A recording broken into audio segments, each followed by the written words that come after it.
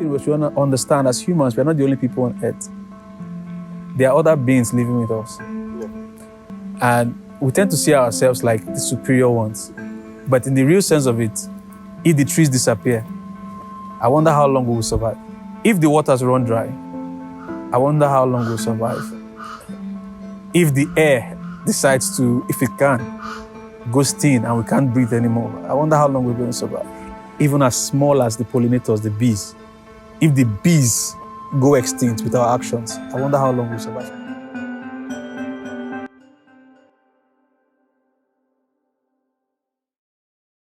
My name is Baba Wale Oluwaseun Obayonju.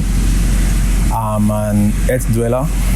I'm an environmentalist. I'm a geologist by training. And somehow I've become a professional photographer along the way. I'm a family man. I have a very beautiful wife and two handsome sons.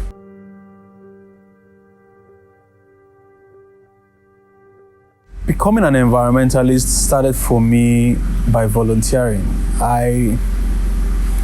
Basically, like I said, I see it as an art form.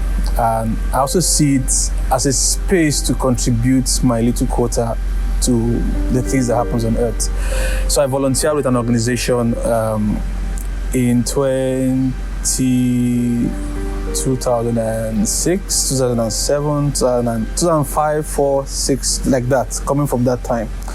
And they were more into how they could help communities tackle the issues that was befalling them, especially communities in the Niger Delta who have been ravaged with several kinds of environmental degradation and all these kind of activities, from gas flaring to oil spills, and the list goes on, and how this impacted on their farms, how this impacted on their rivers.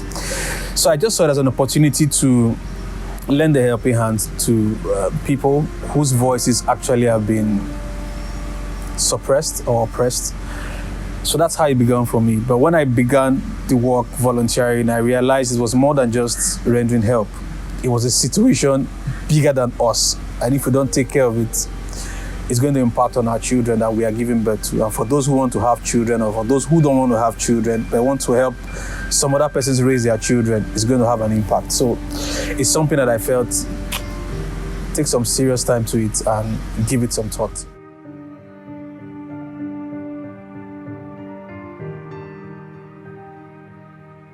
Take a closer look at the situation we are facing on Earth. It all began when we started developing machines. Before the machines came into being in the late 17th century and beginning of the 18th century, we were mainly farmers and agronomists, people living on planet Earth, trying to live, because we're not so many people on Earth.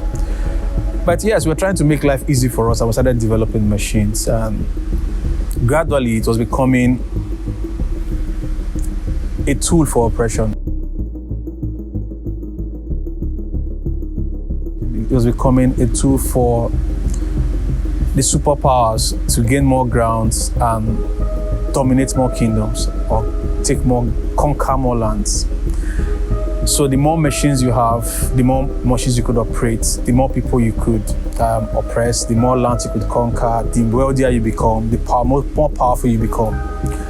And from just harnessing these machines to be productive, to help produce more food, maybe to help commute people easier from one place to the other, we started seeing a further interest, because for these machines to actually move, they require some form of energy to be transformed to move from one place or the other. For the machines to work, it requires some form of energy translation from one form to another. And this led to one of the major issues that relates to climate change, the release of CO2 in the atmosphere, carbon dioxide, as we call it, carbon dioxide, as science now calls it. And when we started seeing this, it began when we started extracting for petroleum, for crude oil from the earth. And when that began, because we needed to power these machines, we're not just getting petrol for the vehicles or for the generators or for the big machines. we realized from that petroleum we could also develop some other items that we now use on a daily basis. But the more we consume this stuff, the more we exploit for it, the more we search for them, the more we destroy it, the more we make it uncomfortable for us. If you look at the beverage sector in the country, most people are gradually leaving the bottles, the glass bottles, for plastic bottles because they feel the responsibility of maintaining the glass bottles is reduced when you produce plastic. It is easy to transport plastic bottles than to transport glass bottles. So many companies, especially beverage companies, are gradually moving to the plastic, towards plastic. And now it's becoming so easy to produce a lot of these plastics. We know plastic originates from petroleum. Plastics are not from the sky. They are synthetic materials made from natural resources like crude oil. They emerge from petroleum. And like we are seeing today, they said about 300 million metric tons of plastic is produced every year. And about 14 million of those produced plastic ends up in the ocean.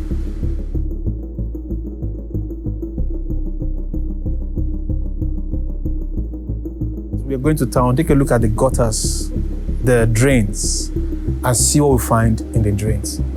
I can assure you that we're going to meet plastic bottles, sachet water bags, the one we call cellophane or black or nylon. We'll find them a lot in the gutters. And science have said it takes between 20 to 400 years for these materials to degrade. How many of us are going to live up to 400 years? So that means whatever we are producing is going to outlive us. And I also saw, science have also revealed that although they don't degrade, but they photodegrade. What does that mean? These materials don't disintegrate like you have plants or food materials that you put in the soil, wicks. They have the natural bacteria and all those stuff works on it. These ones don't have that ability. They don't degrade. But the photodegrade, the sun works on them because they are plastics. When the UV ray works on them, it melts them into what science now calls microplastics. Tiny, nano-sized plastic materials. And why this is more dangerous? Because we don't see it. They easily penetrate into materials that they come in contact with.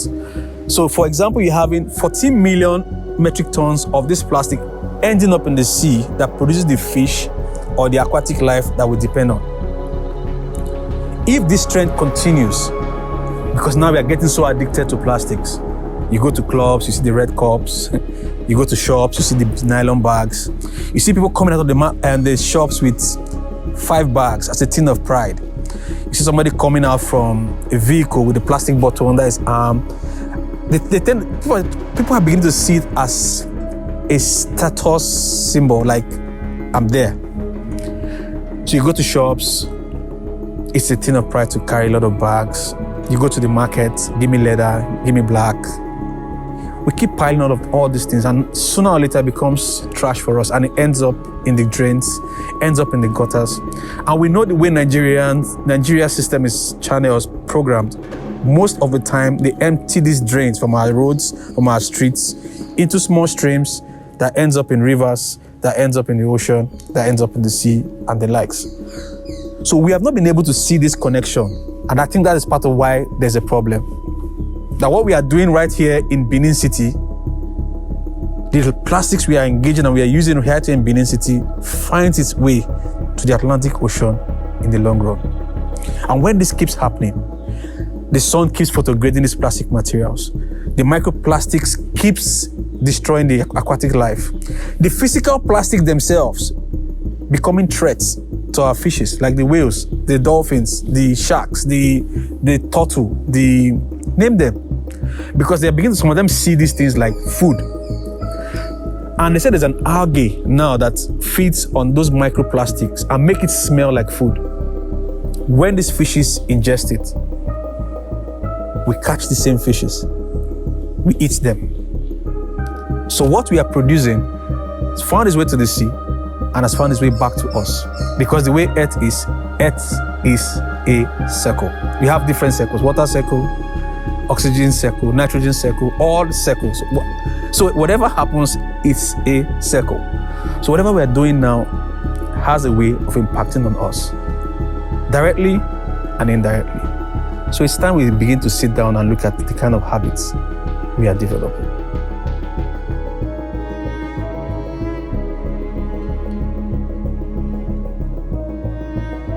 Benin City in Focus, a friend of mine, Ernest, a photographer, did a story about 2 years ago on our precious Benin moat, our pride Benin moat, the one we call our moat, one of our heritage sites, one of the places that's supposed to be a tourist attraction for us. And shockingly, one of them that he was able to visit had the moat filled up. When I mean filled up, plastics, blocked. So I don't. There's no science I don't need to say more. That alone is a threat, and they had houses all around it. Yesterday when it rained, many people could not access their homes because the drains were filled with debris and plastics. So climate change, it's here. And it's time we begin to sit down and think about what we are doing. Because if we don't, sadly, we might never have a home to dwell in. First thing that we need to do to tackle this is to sit down and think about our action. Because until we begin to connect the dots, it might seem like something that is far away, not close to me. So it's not going to affect me. It's going to the ocean. It's not going to come near me. But Nigeria is the fourth largest importer of fish. We have about 800 plus kilometers long of coastline. But half of this coastline, if not 90%, have been polluted by crude oil spills, by activities from plastic migration to the sea. Our fishers can no longer fish on the coastline because the coastline is on the major parts of the Niger Delta has been polluted. So there are no fishes on the coastline. Where you have fishes now is deep sea. These poor fishermen, they have canoes. They don't have trawlers. They can't even move halfway into the sea and meet those heavy waves. They're going to die. And with the sea pirates and all those kind of stuff encroaching. So there is a problem. We need to sit down and look at how all of this connects. If our fishes come from the deep sea and our major supplier of fish is the US, Chile, Mauritius, and some other 2 countries.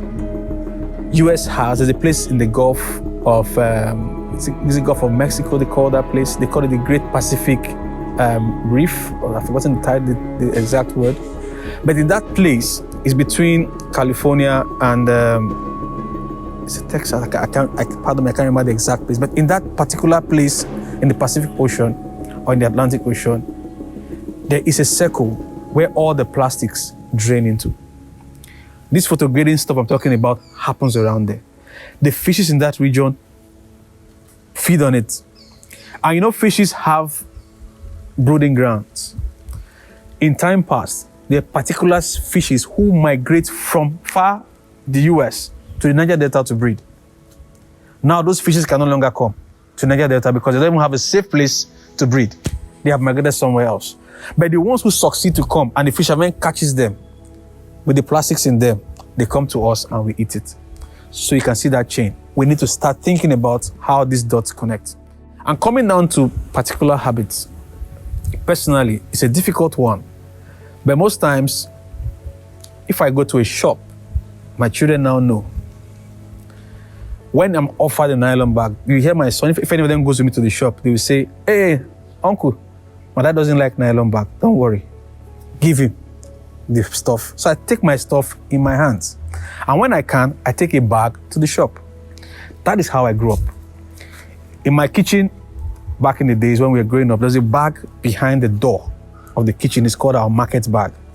In that market bag, my mom used to stock nylon bag, cellophane, black, leather inside. That when you're going to the market, you don't need to buy a new nylon bag. You take the market bag and you go to the market and you shop with the bags you have, bring it back home. So we used to use these nylon bags over and over again. So that mindset, I still have it. I remember also when growing up, because things were a little safer then, we loved ourselves more then. Treetop, there's a drink called Treetop in a glass bottle, Ribena in a glass bottle. If you go to Yarrow then, that's how they used to sell water. Cold water, ice water with a cup. You want water, you pay 50 kobo or so, and they give you a glass. Or you buy the bottle, you drink of it, and you go. But somewhere along the line, someone introduced sachet water. And people saw it like a miracle. But today, that sachet water being produced fills our gutters, our drains, fills our streets, fills everywhere. We produce a lot, we consume a lot of this. So in my house, I try as much as possible. I have a dispenser, a water dispenser bottle. I have four or five of them that I replace everything. So I don't buy sachet water. And if by chance, I don't go with my water can out of the house and I buy a plastic bottle, it goes home with me. It becomes a storage for water in the fridge. So all of these little habits, it's small, it might seem insignificant, but it's helping to reduce the amount of plastics we consume. Our dependence on, like I just mentioned, I'm coming to work. If you check my office now, I have a bottle of water. If I want it, I could replace. But I have a water bottle with me that comes with me all the time. So little habits like this, it's little, but it's something we can imbibe and it's something we can take home. So life, it's a circle. Wherever you find yourself, try as much as possible to make the earth better where you are, because it's going to come back to you. So life is a circle. We must understand that every time. Yeah.